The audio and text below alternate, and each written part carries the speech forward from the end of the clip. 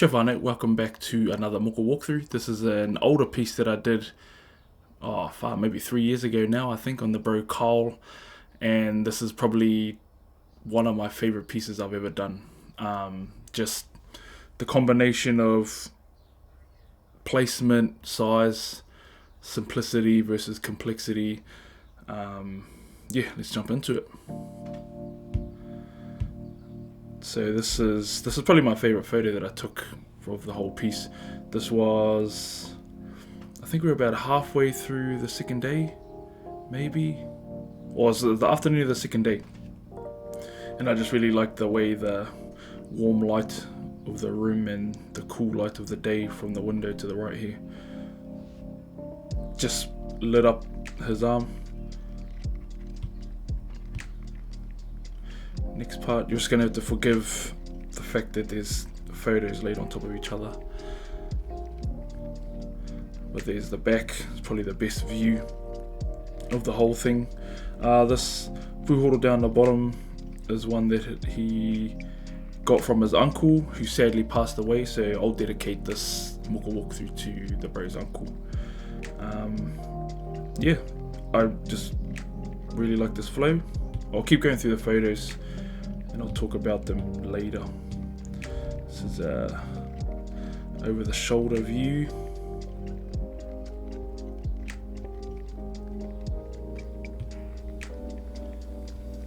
Just the same as the last photo, but just a bit lower so you can see the shoulder itself. Right shoulder. 3/4 right shoulder and chest.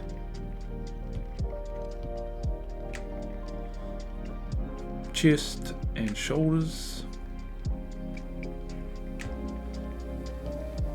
and then left shoulder.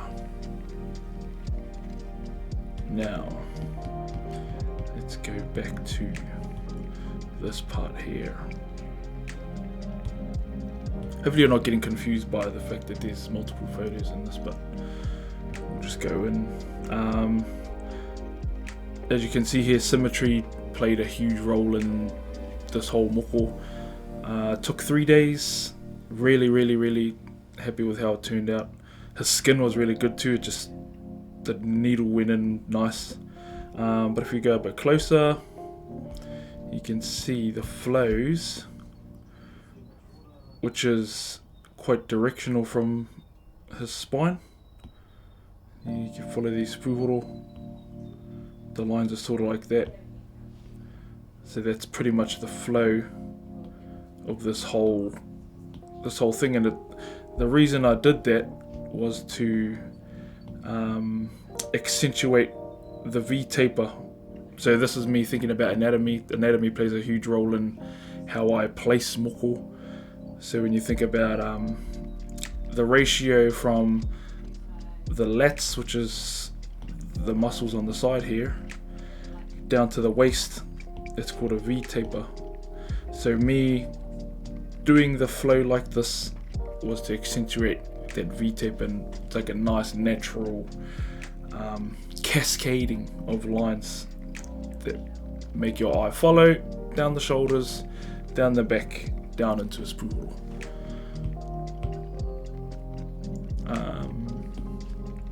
Going up closer, you can see some mangopori over here.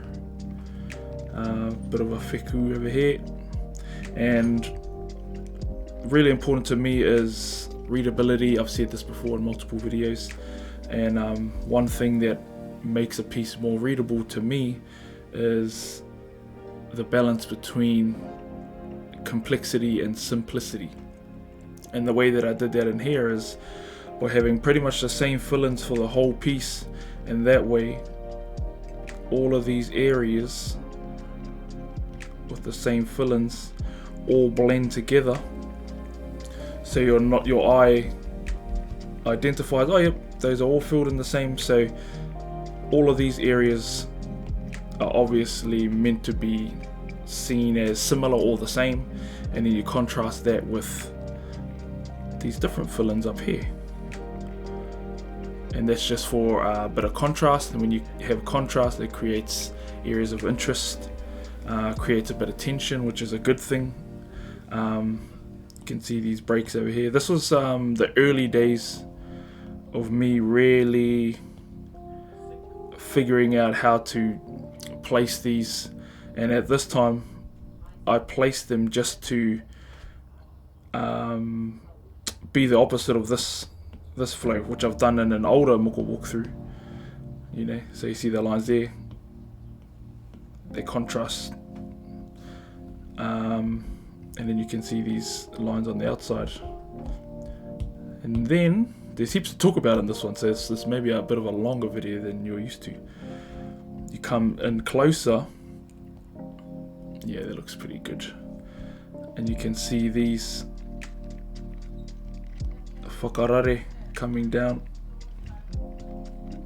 hooking in like that, and those ones are to balance each other out, and then those also create and accentuate this flow outwards into each other, which mimics and mirrors this flow here.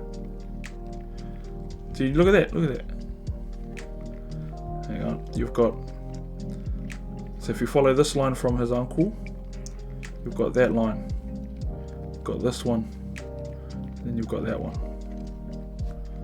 So 1, 2, 3,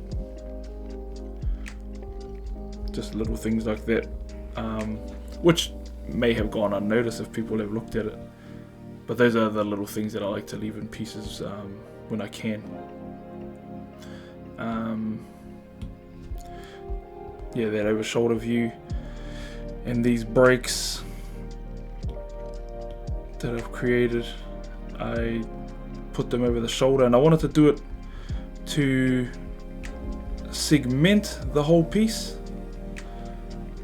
but also to tie it together, so that this line here separates the shoulder from the back, but it also ties together because it's the same as those. Next part, yeah, pretty much the same. I'll talk about this part here. So the way that when we were talking about it, the sort of, the things that came up in conversation were like a Māori armor around his body. If you come closer, I wanted to cap the shoulder, speak to me having lines that follow anatomy. So these lines are not perfectly, but kind of following the flow of the deltoid or the shoulder muscle, and then it goes up into that line, that break that I made before, which also caps off the shoulder. And then here's that flow again that I was talking about.